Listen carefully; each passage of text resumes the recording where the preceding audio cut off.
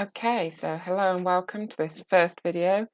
In this first video, my hope is just to quickly introduce you to Davinci Resolve and the layout and just a few basics on how things work. So when you first open the program, you'll be taken to a screen that looks like this, or it might look like this. And to create a new project, you can just press New Project or double click on Untitled Project here. I'm going to go into Sunday Services and create a new project in here. So when you've created a new project, it should take you to something that looks like this. Let me just reset the workspace here, just a minute, reset UI layout. So, as you can see, along the bottom here, we have 7 tabs. The media tab is the first tab you want to go to, and this is the tab where you can browse for, import, and organize your media. So on the left up here, we have a built-in file browser. I like to use the normal Windows file browser to import my clips. So I will just navigate to this week's service and I will import the preach first of all, and we drag this into the media pool, which is this section here. When you drag in the first clip, it will likely ask you a question like this, and that's to do with the frame rate of the video. We want the frame rate to be 25 frames per second, and I know that anything filmed at the JC will be 25 frames per second, so we can hit change. If you're importing a clip that you're not sure is 25 frames per second, you can come up to File, Project Settings, and change your timeline frame rate and playback frame rate to 25 frames per second, and then press the Don't Change option when importing clips. When you click on a clip, you'll get some data about it in the metadata over here. You can preview your clip over here in the preview window, and you can also create folders within your media pool by adding a bin and then dragging clips into said folders. So that's the media pool in a nutshell. We can then come across to the Cut tab along the bottom. The Cut tab is where I like to add most of my media to the timeline, as it's probably the easiest for cutting. So we'll just play through on this clip to where Rich starts there. And normally, instead of dragging the end, I'll just press Control and B, which will break the clip in half there, you can see. I'll select the former bit and hit the backspace key to delete it. And now it starts where we would like it to.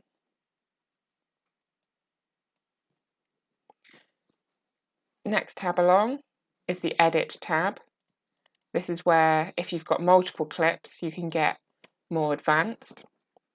In the middle here, we have our timeline. You can zoom in and out using the controls here. If you want to add markers, you can add markers and then add notes to your marker if you want to remember to do something later at a certain point in the clip. You can drag these two buttons here. So the first button is snapping. So with snapping enabled, if I just drag this to a certain position, you'll find that snaps to the playhead. Without snapping enabled, it just very smoothly moves and doesn't do any sort of alignment. The second option is link audio and video. So if I click on the clip, you can see both audio and video are selected. If I deselect that, I can select audio and video individually. On the right here, we have our media pool. We can select our view by using these buttons at the top here. So I can go through to Effects Library, which is where I'll find things like Cross Dissolve if I have multiple clips, Cross Fade. I can add text and things like that in my titles. Edit Index, still not sure as to what that's useful for. And Sound Library, again, never used it myself. We can bring up audio levels by clicking on the mixer here. And as we play through, you can see the levels that are coming through. Again, I don't particularly use this while in the edit view, but we'll use it later in the audio view. Metadata, again, don't tend to use it much. Inspector, you might end up using. We can use this to change the clip. So we can zoom in, we can move the clip around, we can change the opacity and do other things like that.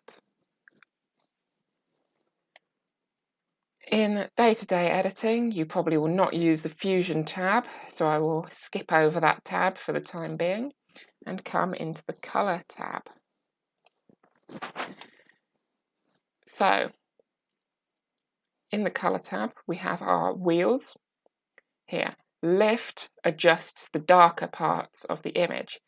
So if I push that towards green, you can see that primarily the darker parts of the image are changed to green, and some of the brighter parts, for example on Rich's skin, remain, to all intents and purposes, similar. Gamma changes the mid parts of the image, so you can see that most stuff is changing, but the darker background is remaining less changed than the foreground. Gain only changes the brightest bits of the image.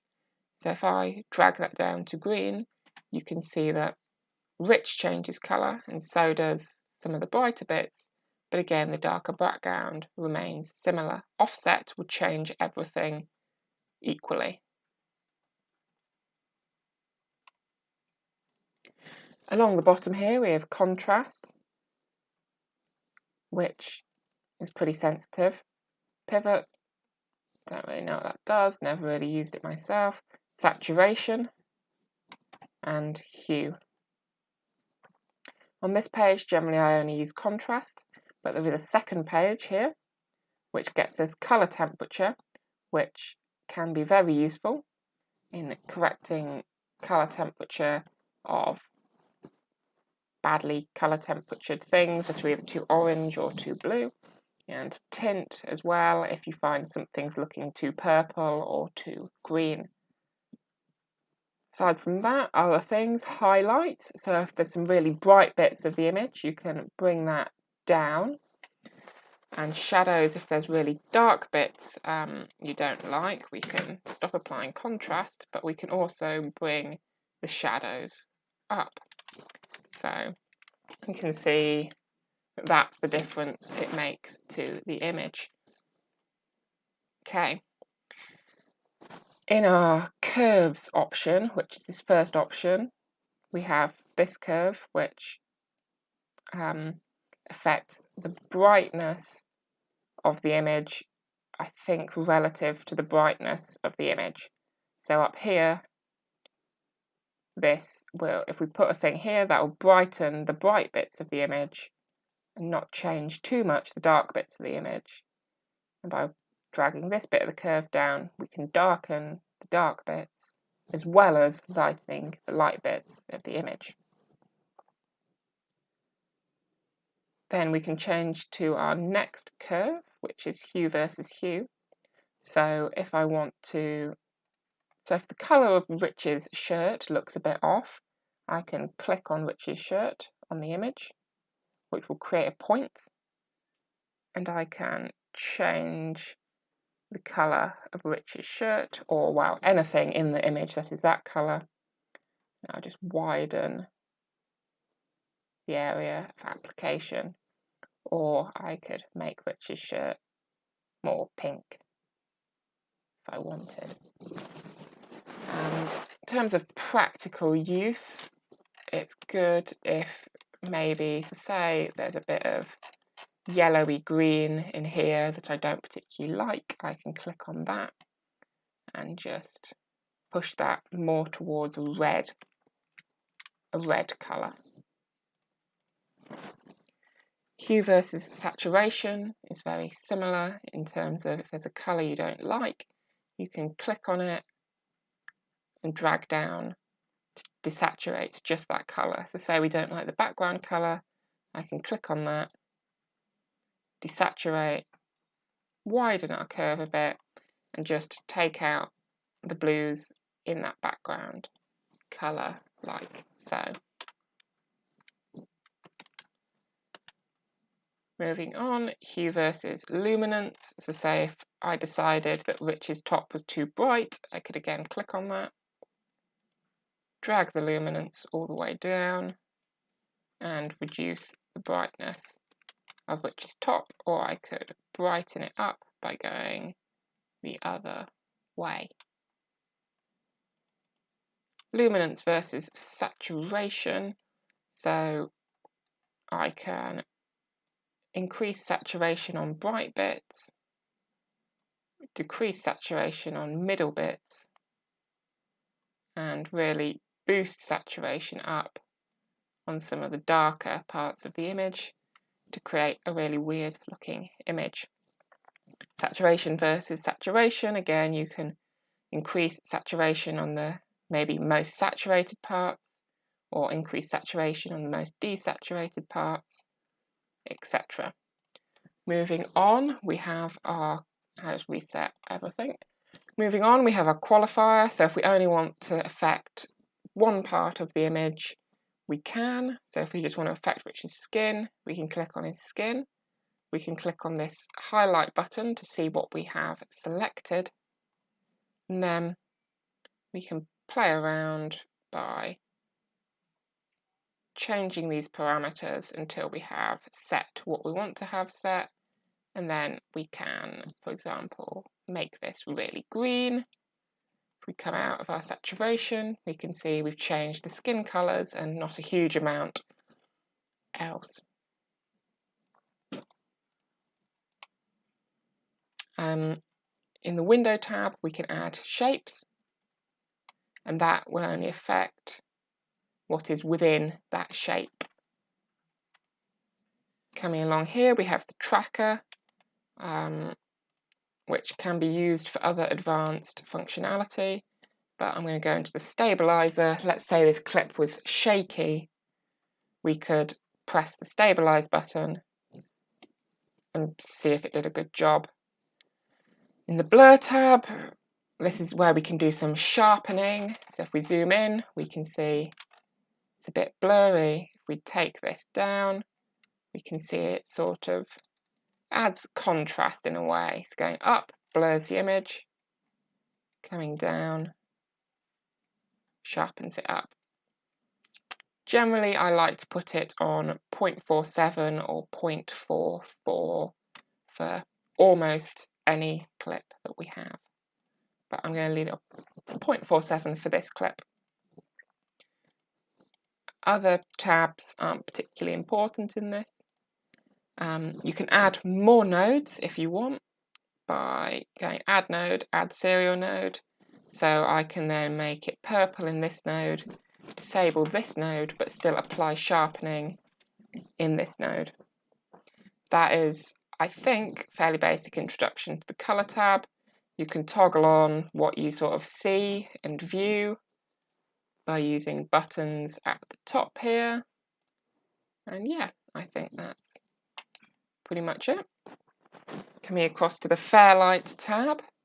This is our audio editing software. So in the middle here, we have our timeline. We can change how we see that using these sliders here. At the top, effects library. Here are our audio effects. So let's suppose we want to, we'll talk audio effects in other videos. We've got audio effects up here in our effects library, and other important things are these panels over here. So in the mixer, we have EQ. This will apply to everything on audio channel 1. If we had multiple channels, there would be other columns and mixer channels for each channel of audio. Fairly self-explanatory. We've got EQ, which allows us to change frequencies and stuff within our thing. We can change the way bands respond. So for example, band 5 is being a little bit weird in what it does, but we can change that to a more predictable mountain-like thing. We can change the width of our peak by adjusting the Q factor here, which affects how much frequency we take in and out. Coming down to dynamics, we have compressor, and what this basically does is the ratio. Threshold is the level of loudness above which it reduces the volume, and the ratio is how much it reduces the volume above that loudness. So everything above -20 dB, at a 6:1 ratio, the volume will be turned down 6 for every decibel above it goes over. Makeup is like gain, and so we push that up to get more noise.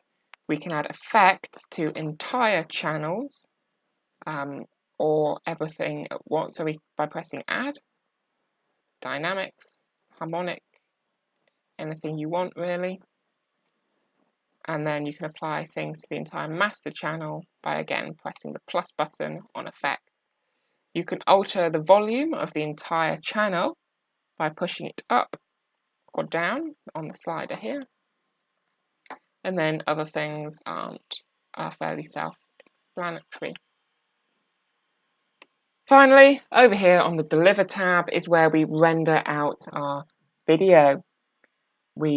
If we're rendering out for YouTube, we can select YouTube 1080p, or we can select 720p or 4K, or we can select Custom over here, change settings for how the audio is rendered, and change settings for how the video is rendered.